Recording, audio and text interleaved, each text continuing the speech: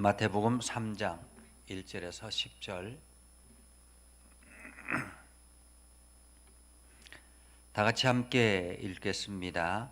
그때에 세례 요한이 이르러 유대 광야에서 전파하여 말하되 회개하라 천국이 가까이 왔느니라 하였으니 그는 선지자 이사야를 통하여 말씀하신 자라.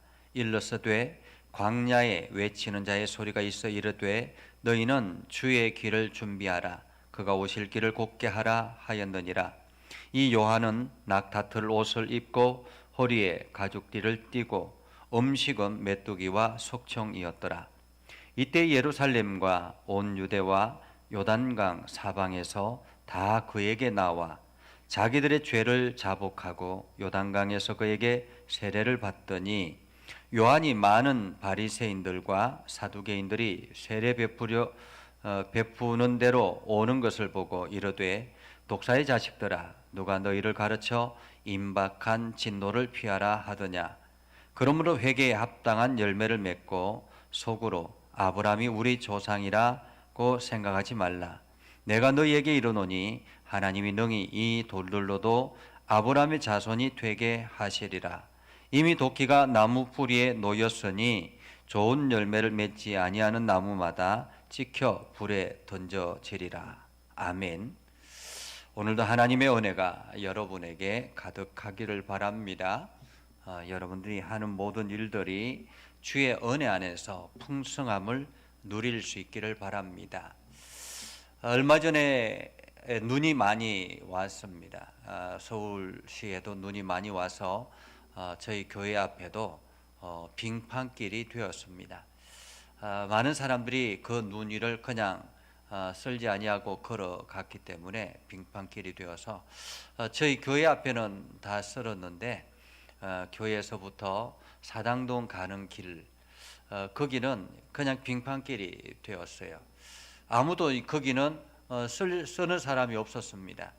그래서 제가 혼자서 이게 삽을 들고 길을 만들었는데 근 2시간 넘게 길을 만들었던 것 같아요. 혼자서 그렇게 하다 보니까 중간에 그만둘까라는 그런 고민도 있고 갈등도 있고 그럼에도 불구하고 또 지나가는 사람이 아이고 수고하십니다 하면 또 힘을 내서 길을 만들었던 그런 경험이 있습니다. 길을 만든다라는 거 그것은 수많은 노력이 필요합니다. 인내가 필요하죠.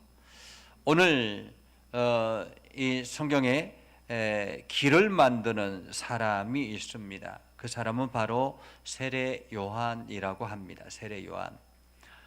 이때가 예수님 오셨을 때 예수님이 오시고 난 다음에 특별히 이제 2장에서 3장으로 넘어갈 때가 아주 많은 시간이 지난 후죠. 2장에서는 아기 예수가 있어서 활동했을 때고 아기 예수로 있었을 때고 지금 여기 3장 1절부터는 그때는 시간이 많이 지나서 누가복음 3장 1절에서 12절에 보면 디베레오 황제가 통치했던 15년 빌라도 총독이 왔을 때, 그러니까 이때로 어린 예수에서 다시 이제 30년이라는 시간이 지난 후 이렇게 말할 수 있습니다. 그러니까 우리가 드라마 같은 것을 보면 아이들이 막 이렇게 활동하다가 몇십 년 후에라고 해서 이제 새로운 사람이 등장을 하지 않습니까? 그래서 그 역할을 바꾸는 것처럼 마치 이제 세례 요한이 성인이 되어서 활동하고 있는 그러한 때 30년 후에라는 말입니다. 30년 후에 세례 요한이 이르러 유대 광야에서 전파하여 이르되라고 이야기를 합니다. 그러니까 이때의 유대 광야는 어떤 곳이냐면 한마디로 그 식물들이 살 수 없는 곳입니다. 유대 광야는 말씀을 전하기에 좋은 환경이 아닌 것이죠. 하나님의 사역을 하기에 좋은 곳이 아닙니다. 유대 광야는 짐승이 살지 못하는 곳, 척박한 장소, 사람들이 살지 않는 곳, 이런 곳이라고 말할 수 있습니다. 그런데 이 세례 요한이 유대 광야에서 복음을 전파하기 시작했습니다. 하나님의 말씀을 전파하기 시작했습니다. 참 광야에서 모든 역사가 시작이 되어지는 것을 우리는 보게 되는데요. 이스라엘 백성들이 애굽 땅에서 탈출하기 전에 모세가 광야에서 40년 동안 훈련을 받았습니다. 애굽 왕궁에서 40년 동안 지내다가 아주 이렇게 화려하게 인생을 살다가 쫓겨나서 도망자 신세가 되고 광야로 들어가잖아요. 그 광야에서 40년 동안 모세는 철저하게 자기 자신을 죽이는, 그래서 하나님이 모세를 불렀을 때 나는 할 수 없습니다, 나는 부족한 자입니다 라고 끊임없이 자기 자신을 자신감 없는 사람으로 그렇게 고백하죠. 그것처럼 이 광야 40년 동안 모세가 훈련받았던 장소, 그리고 이스라엘 백성들이 하나님의 부름받은 백성으로서 가나안 땅에 들어가기 전에 광야에서 40년을 돌지 않습니까? 광야에서 수없는 많은 시간을 보내면서 이스라엘 백성들이 훈련하고 또 훈련하고 그렇게 해서 가나안 땅에 들어가는 이스라엘 백성들을 봅니다. 마찬가지로 엘리야도 광야에서 훈련을 받기도 하고 예수님도 세례를 받고 난 다음에 광야로 들어가서 그곳에서 훈련을 받기도 하고, 이처럼 광야는 어쩌면은 우리가 하나님의 사역을 시작하는 데 있어서 출발점이라 그렇게 말할 수가 있습니다. 오늘 유대 광야에서 복음을 전하는 세례 요한, 세례 요한이 이렇게 외칩니다. 회개하라, 천국이 가까이 왔느니라. 회개하라, 천국이 가까이 왔느니라. 여러분, 세례 요한은 어떤 사람이었습니까? 세례자 요한은, 그 부모는 아주 훌륭한 사람이었습니다. 그 아버지는 제사장으로서 사가랴였고요, 어머니는 엘리사벳인데 아론의 가문에서 태어난 여식이었습니다. 그러니까 한마디로 세례 요한의 부모님은 아버지 족속, 아버지의 그 가문도 명문 가문이고 어머니 가문도 명문 가문입니다. 그러한 명문 가문에서 태어난 세례 요한, 그가 30년 후에 지금 광야에서 마치 광인의 모습으로 서 있다라고 볼 수 있습니다. 4절에 보면 그가 하고 있는 행세를 볼 수 있습니다. 낙타털 옷을 입고 허리에 가죽띠를 띠고 음식은 메뚜기와 석청을 먹었다. 한마디로 유목민 생활을 했다라는 말이죠. 이 유목민은 유대 백성들 중에서 최하층 계급의 생활과 같습니다. 아주 이게 어려운 사람들이 살아가는 환경이 바로 이러한 환경이었죠. 그럼에도 불구하고 이 세례 요한이 유대 광야에서 전파하되 회개하라, 천국이 가까이 왔느니라, 이렇게 하나님의 말씀을 선포하면서 지금 예수님의 길을 닦고 있는 중이었습니다. 다시 오실 메시아를 오시는 메시아 예수 그리스도의 길을 닦고 있는 사람이라고 말할 수 있습니다. 그런데 오늘 성경에 보면 3절에 그는 선지자 이사야를 통하여 말씀하신 자라 이렇게 말하고 있습니다. 이 선지자 이사야를 통하여 말씀하신 자라. 사실 세례 요한이 특별하게 이사야 선지자를 염두에 두고 이렇게 사역한 것이 아니잖아요. 그냥 자기에게 주어진 사명을 열심히 광야에서 외치다 보니까 하나님께서 그를 인정하셔서 저 아이는 선지자가 인정한 이사야 선지자를 통해서 말한 바로 그 아이다라고 이야기를 하고 있는 것입니다. 이사야 선지자를 통하여 말씀하신 사람. 어쩌면 오늘 우리가 이 시대에 살아가고 있는데 이 시대도 마찬가지로 광야와 같은 시대가 아닐까라는 생각을 합니다. 이 시대도 광야와 같은 시대. 특별히 지금은 코로나19라는 특수한 환경으로 인해서 많은 어려움이 있습니다. 우리가 정상적으로 예배하는 것도 쉽지 아니하고요. 온라인상으로 예배를 하게 되고 대면 예배를 주장하는 그러한 교회들도 있습니다. 지금 이제 밑에 있는 부산에 있는 서부교회나 세계로 교회 같은 경우는 대면 예배를 하다가 지금 폐쇄 명령을 받게 되었고, 오늘 법원에서 이 두 교회에서 그 신청한 그것을 기각했습니다. 그러면서 폐쇄 명령이 정당하다라고 이야기를 해서 이제 이 두 교회가 다시 이제 대법원의 행정 소송을 헌법 소원을 제기하겠다라고 이야기를 했습니다. 그리고 또한 인터코 선교 단체가 지금 정부에 타겟이 되어서 끊임없이 매스컴을 통해서 마치 이 선교 단체가 악한 집단처럼 그렇게 이미지화 되어 가고 있습니다. 근데 문제는 어느 교회도 이들을 옹호해 주는 사람이 없다라는 것이 참으로 안타까운 일입니다. 물론 이들이 특별하게 특수한 상황에서 여러 가지 고집이 있고 나름대로 생각들이 있어서 이러한 일들을 하고 있지만은, 그러나 이것은 모두 다가 하나님 앞에 바로 서려고 하는 열정을 가지고 나아가는 것 아니겠습니까? 서로의 의견이 다를 수 있고 서로의 문제가 다를 수 있습니다. 사실 그렇지 않습니까? 여러분들의 형제 중에서 동일한 형제들이 없습니다. 어떤 형제가 실수할 수도 있고 어떤 형제는 또 의견이 서로 다를 수 있습니다. 그러나 외부로부터 핍박을 받기 시작하면 형제들은 똘똘 뭉쳐서 그 어려움을 이겨내지 않습니까? 근데 지금 이들을 향해서 어느 누구 한 사람, 어느 누구도 대응하지 않습니다. 오히려 손가락질하고 오히려 더 이 사람들을 핍박하는 일에 함께 동참하고 있는 이 사실이 참으로 안타깝습니다.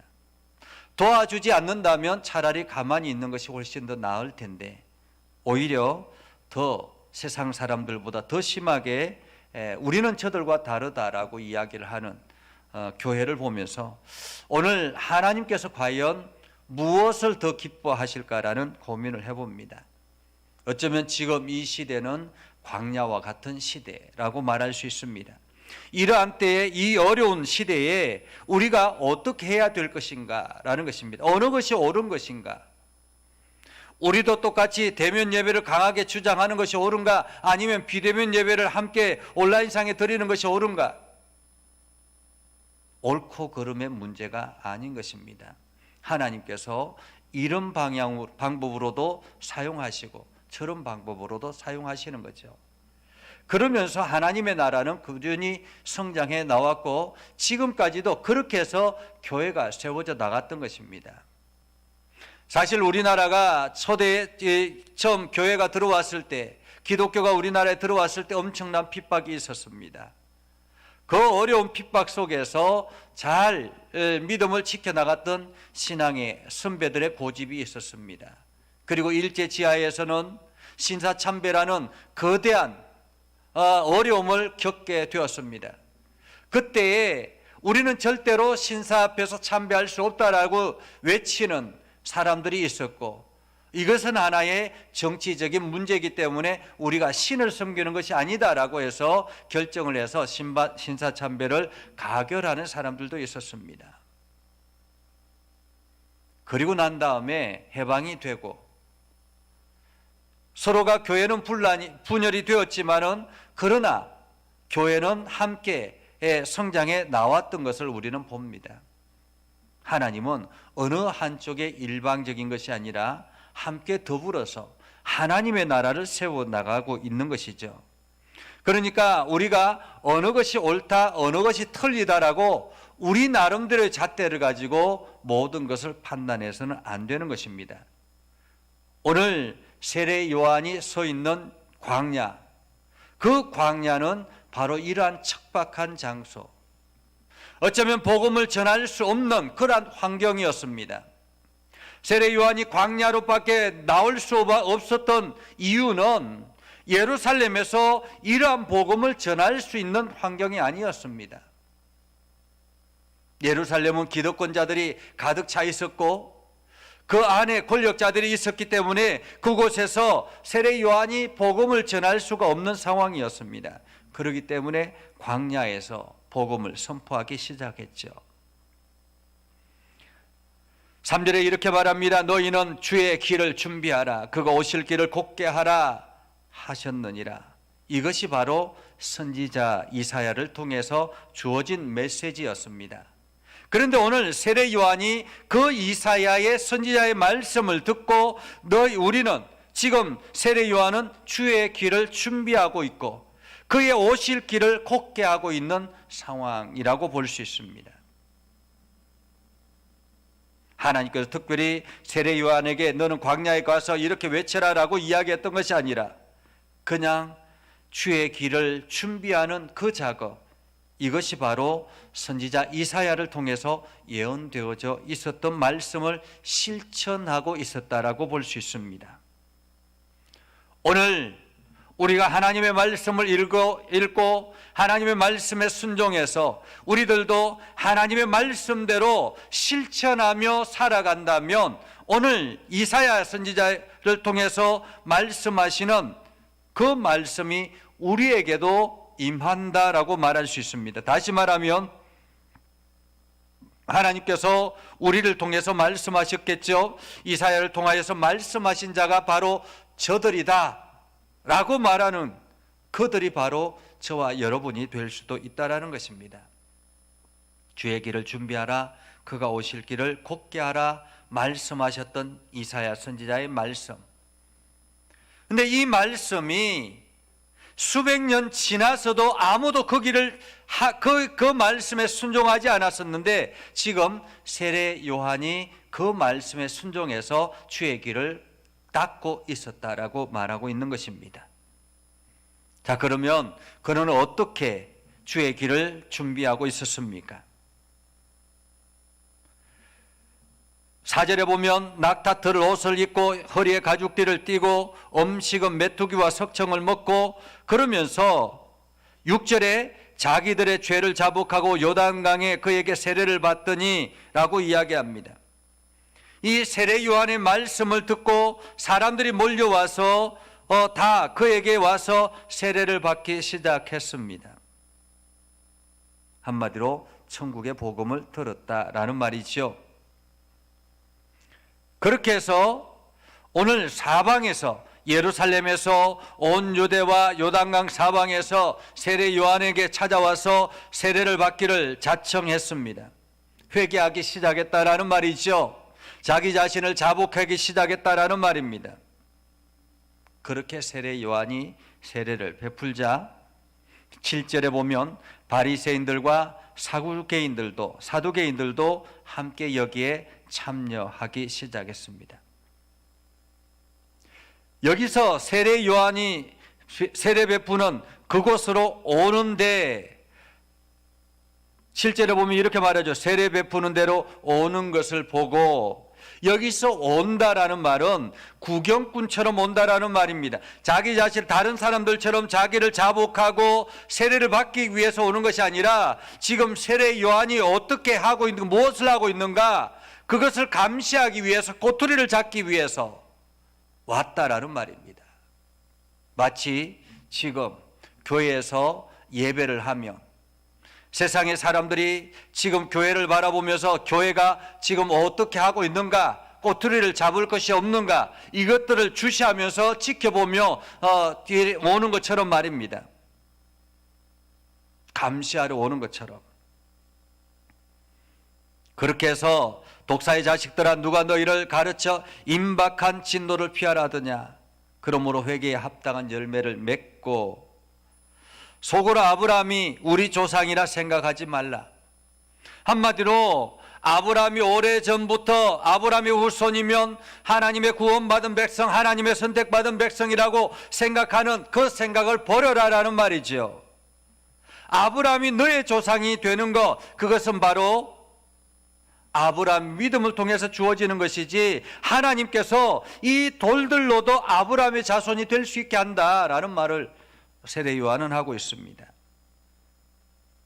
그러니 너희가 행위로는 전혀 아브라함의 자손같이 하지 아니하고 믿음의 삶을 살지 않으면서도 불구하고 아브라함의 자손인 척 하지 말라라고 말하고 있는 것이죠. 오늘 세례 요한은 길을 닦는 사람입니다. 황무지와 같은 그러한 곳에서 길을 닦는 사람입니다. 수많은 사람들의 핍박과 수많은 사람들의 눈초리를 바라보면서 그 속에서도 전혀 개의치 않고 주의 복음을 선포하며 예수 그리스도의 오실 길을 준비하는 사람이었습니다. 오늘 하나님께서 우리들에게 원하시는 것은 무엇일까요? 광야와 같은 이 세상에 지금 끊임없이 기독교가 세상의 적으로 보여지는, 간주되어지는 이러한 시점에서 하나님이 우리를 통해서 원하시는 것은 무엇일까? 오늘 우리가 오늘도 주의 길을 준비하는 것입니다. 하나님께서 원하시는 그 길을 묵묵하게 걸어가는 것이죠. 세상의 사람들한테 잘 보이기 위해서가 아니라 하나님의 말씀 앞에 순종하며 우리가 하나님의 거룩한 백성으로서 부끄럽지 않게 하기 위해서 그 길을 걸어가는 것입니다. 오늘 여러분들이 이 일에 최선을 다할 수 있기를 바랍니다. 세상 사람들이 원하는 화려함이 아니라 그냥 묵묵하게 주어진 길을 걸어가는 요한처럼 오늘 우리도 광야에서 길 닦는 사람이 되어서 주의 길을 준비하는, 다시 오실 주님을 준비하는 그러한 삶을 살아갈 수 있기를 바랍니다. 그래서 여러분 모두 다가 하나님이 말씀하시는 것처럼 오늘 성경을 통해서 그는 선지자 이사야를 통하여 말씀하신 자라라고 이야기했던 것처럼 저들은 성경이 말했던 그들이다라고 이야기할 수 있는 그러한 삶을 살아가는 저와 여러분이 될 수 있기를 주님의 이름으로 축복합니다. 기도하겠습니다. 거룩하신 아버지 하나님, 오늘도 주의 말씀을 듣고 순종하며 하나님 나라를 향해서 달려가려고 합니다. 세례 요한이 광야에서 주의 길을 준비하며 세상의 화려함을 쫓지 아니하고 묵묵하게 하나님의 말씀 앞에 서는 그 모습을 봅니다. 우리도 그들처럼, 세례 요한처럼 주님이 오실 길, 다시 오실 길을 준비하는 사람이 되어서 오늘도 우리가 세상 사람들에게 주의 복음을 전포하며 하나님 나라를 세워나가며 오늘도 믿음의 백성으로서 부끄럽지 않는 그러한 길을 걸어가게 하옵소서. 믿음의 성도들이 기도할 때마다 하나님 저들의 기도를 들어 응답하여 주시고 하나님이 기뻐하시는 그 길을 걸어가게 하옵소서. 예수님의 이름으로 기도드립니다. 아멘. 이제는 우리 구주 예수 그리스도의 은혜와 하나님 아버지 극진하신 사랑과 성령님의 감화 감동 역사 위로 교통하시며 은혜가 오늘도 주의 말씀 안에 있는 모든 믿음의 백성들 위해 하는 모든 일들 위해 영원토록 함께 하옵시기를 간절히 축원하옵나이다. 아멘. 오늘도 여러분